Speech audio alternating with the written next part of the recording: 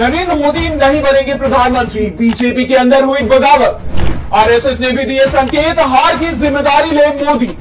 मोदी के खिलाफ सहयोगी भी मोर्चा खोलने को खिलाफ बीजेपी में बगावत होती दिखाई दे रही है। पार्टी के नेता मोदी की एक तरफा फैसला लिए जाने की नीति के खिलाफ अब खुलकर सामने आने लगे हैं। जिस तरह से नितिन गडकरी को किनारे किया गया, शिवराज सिंह चौहान को बड़ी जीत दिलाने पर इनाम के बदले सजा दी गई, राजनाथ सिंह को किनारे किया गया और योगी आदित्यनाथ की कुर्सी पर संकट की खबरें शुरू हुई।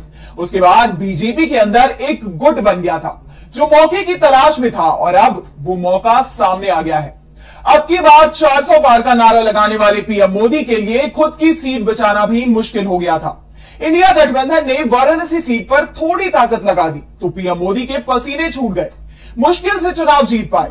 शुरुआत में तो पीएम मोदी के पिछड़ने की खबरें आई थी, इंडिया गठबंधन आगे भी निकल गया था, जिसके बाद से ही बीजेपी के अंदर मोदी विरोधी गुट सक्रिय हो गया था। और जैसे ही पूरे चुनाव परिणाम सामने आए, उसके बाद मोदी विरोधियों के चेहरे की खुशी देखते ही बन रही थी। एक तरफ नरेंद्र मोदी तीसरी बार प्रधानमंत्री बनने की तैयारी कर रहे हैं। दावा किया जा रहा है कि बीजेपी सबसे बड़ा दल है, 240 सीटें मिली हैं।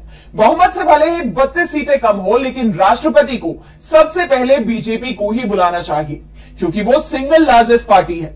नरेंद्र मोदी प्रधानमंत्री बनने की तैयारी कर रहे हैं, लेकिन इस बार उनकी ये कोशिश सफल होगी, इस पर ही सवाल उठ रहे हैं, क्योंकि आरएसएस अब बीजेपी के अंदर नए नेतृत्व को आगे बढ़ाने की तैयारी कर रहा है।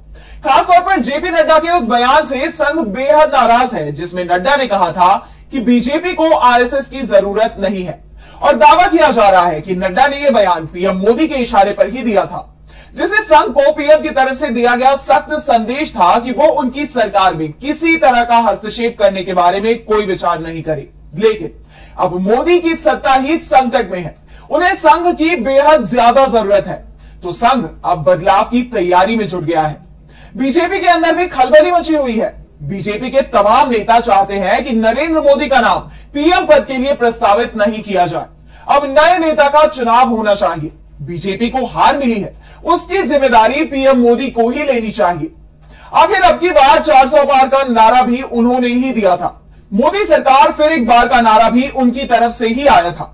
पूरा चुनाव नरेंद्र मोदी के चेहरे पर लड़ा गया था, लेकिन जब पीएम मोदी को ही चुनाव जीतने में परेशानी हुई तो साफ है कि अब बीजेपी के नेता भी मानने लगे हैं कि मोदी के नाम पर वो चुनाव नहीं जीत सकते।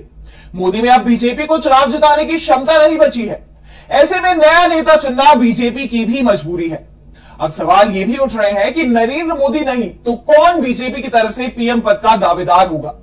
एक तरफ मोदी विरोधी गुट उन्हें हटाने की कोशिश में जुट गया है, तो दूसरी तरफ नरेंद्र मोदी ने तीसरी बार पीएम पद की शपथ लेने की तैयारी शुरू कर दी है। लेकिन यह दावा भी किया जा रहा है कि इस बार अगर नरेंद्र मोदी किसी भी तरह से प्रधानमंत्री बनने में कामयाब हो जाते हैं तो उनकी सरकार बेहद दबाव में काम करेगी। मोदी पर पार्टी के ही वरिष्ठ नेताओं का दबाव बना रहेगा और जिस तरह से अभी तक उनकी सरकार ने फैसले लिए हैं, उस तरह के फैसले लेना प्रधानमंत्री मोदी के लिए आसान नहीं होने वाला है। और वैसे तो यहां तक कहा जा रहा है कि अगर नरेंद्र मोदी प्रधानमंत्री बन भी जाते हैं तो उन पर भी अब 75 साल वाला फॉर्मूला लागू किया जाएगा, यानी नरेंद्र मोदी 1 साल बाद प्रधानमंत्री पद से हटाए जा सकते हैं। और दावा तो यहां तक किया जा रहा है कि अगर नरेंद्र मोदी पीएम बन जाते हैं तो भी उनके लिए 1 साल तक सरकार चलाना आसान नहीं होने वाला, क्योंकि सहयोगी दलों के दबाव में इस बार उन्हें फैसले